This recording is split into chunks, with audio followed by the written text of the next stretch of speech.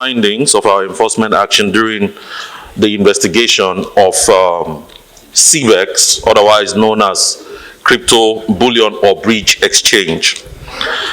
Now, I think this information came out last year in the public domain about, the failed investment on this cryptocurrency investment platform or exchange, as you like.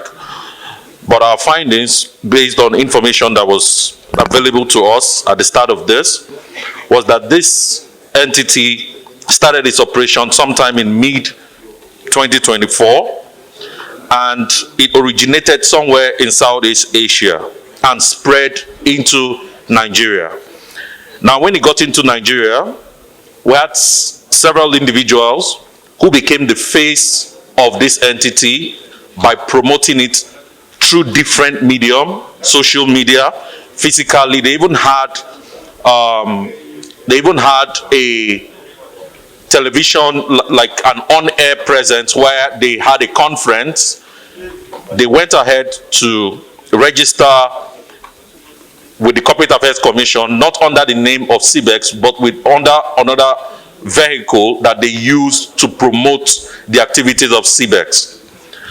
Now, their modus operandi was to promise investors 100% return on investment when they invest into this platform that is supposed to use artificial intelligence to trade on the virtual assets that were invested to give this return on investment.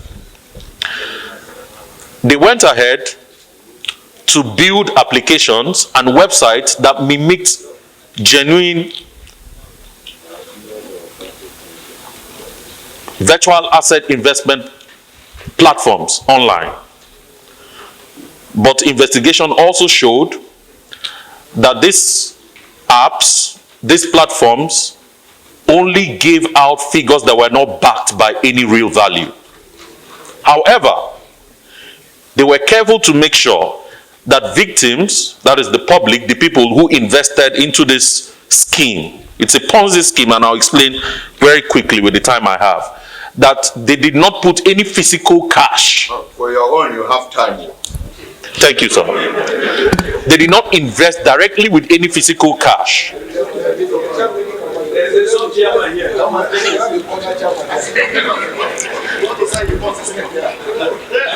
They did not invest directly with any physical cash. They were careful to make sure that every investment that came into the platform came in as virtual assets. So if a person today, victim today, a reported victim, were to account for how he lost money, where he will start from was that he saw the advert on Facebook or on television, even some radio stations, they went on to advertise this investment. They received brochures that instructed them on how to use Naira to buy stable coin, which is USDT. And one of the platforms that were used innocently by victims to convert Naira, which is fiat, for stable coin was Bybit. And through there, they funded wallet addresses that were provided by the sponsors and promoters of CBEX. The estimated value, as at the point of investigation, was reading about 1.3 trillion. But the record that was held on the blockchain when investigation did analysis of what has come in to that wallet that we identified as the collection wallet by the promoters, by CBEX, read for over $46 million if you convert it. Because the virtual asset that was going in was a stable coin, and it's one of those assets that is backed by a commodity one for one, which is dollar, USDT. And the victims that we have been able to identify, within this period, from only 2 states, which is Lagos and Ogun, just above 1,200, but we believe there are more. Now, when we looked at what happened to the flow of funds, we found out that these monies will come into the wallet and it kept on bouncing off different wallets on the blockchain. It gets to points where what is referred to as smart contract will hold it at a node called a bridge and it will send it off to other wallets. Apart from the promoters who are the identified Nigerians that promoted this, were also able to identify some beneficiaries that were behind these promoters that were from Asia. And as we speak today, their offices have been shut down. Some of their infrastructures have been seized because it provides evidential value for prosecution in this case. And some funds that were found on the blockchain, we were able to block them, and we have put in an interim forfeiture order, and we have started off with a process of a final forfeiture, and by the grace of God, in the shortest possible time, we're at the brink of receiving that. It will also interest you to know that the promoters, the Nigerian promoters, are currently being prosecuted on different charges for promoting an unlicensed exchange. We also like to, give our appreciation to the Security and Exchange Commission, because at the start of this, they flagged it even before the ship went down. It was only during investigation that we saw that they had been giving out advisories to the general public not to interact, not to engage with this particular exchange. But people still went ahead in millions. Now we're hoping. My name is Babatunde Olofin, and I'm the MD Money Point MFB. Money Point? MFB. Let me start by saying that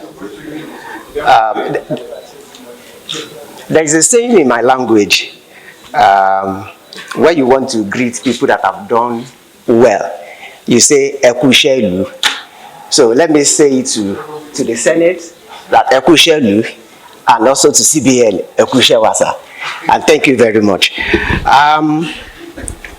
Again, if you have grandparents and parents that have trained you well and you have excelled, if you have grandparents and parents that have trained you well and you have excelled, you will rather continue in the trajectory of what they have taught you. Right? We have excelled as an organization under this current CBN and under the guidelines, and I'm not sure there is anything different other than to support this bill because they are taking us into the right direction. So thank you very much. No, not yet. Nigerian revenues. Okay, madam, you have the floor, please. Thank you very much. Money Point. I'm saying so against the backdrop of one very ugly experience that I have to go through. As somebody that is analog, I was so gullible. Somebody called me and told me to give him some numbers. I gave him some numbers, and then all of a sudden, I could not access my WhatsApp platform. Then I now complained to my daughter, who is more digital, that this is what happened. He said, you have been hacked, oh, daddy, you have been hacked. I said, what is hacked? What is hacked? She said, you have been hacked. That we should quickly do something so that it should be reversed. So before the reversal, the man that hacked my telephone has succeeded in getting some millions from some people. He's just sent my details, my number or something that I need some money, and those people that he sent are so gullible that they send money to that account. And the account they use is Money Point account. Money Point. So, and from experience, from other colleagues, from other people, such people normally use OPay and Money Point only. My question is, what is the attraction for using only money point and offer rather than using the conventional banks? Is it because it is very difficult to see you physically? It's okay. So there is need for proper regulation of the way money point and offer operate, so that when there is something, at least you have somewhere physically you can go to with a view to laying your complaint or something. Thank you. But you trace them to somebody that have sold his identity unknowingly. So that has been the problem. Yeah. So okay. So on the last one, on branches, on where you can complain, the branches where you can complain. Now I can assure you that before the end of this year, you will have minimum of 10 branches this year in all the political zone first, an additional 4 states to make it 10, and before the end of 2028, you are going to have it in all states of the federation. We've been given that mandate by CBN, and we have given them the progress and also, the timeline of how we are going to get there. I think that's it.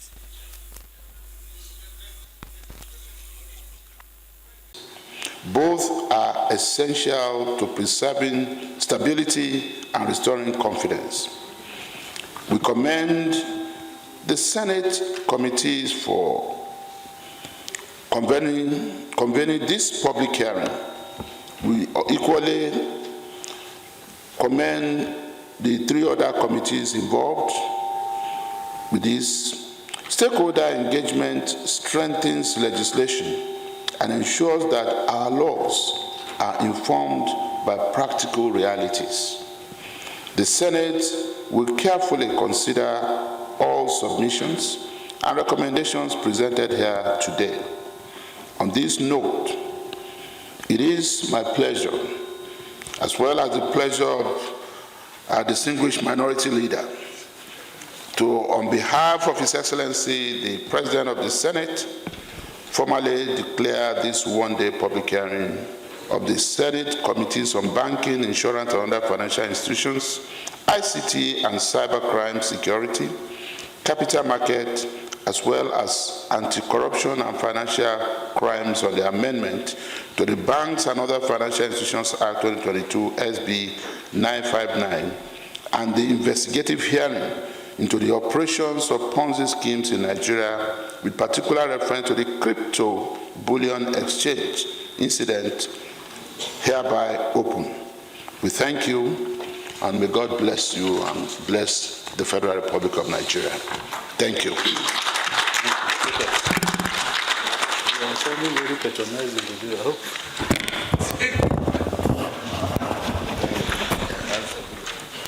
That was the speech of His Excellency, the President of the Senate of the Federal Republic of Nigeria, read to us by the leader of the Senate, Senator Michael Okwemi Bamidele. As we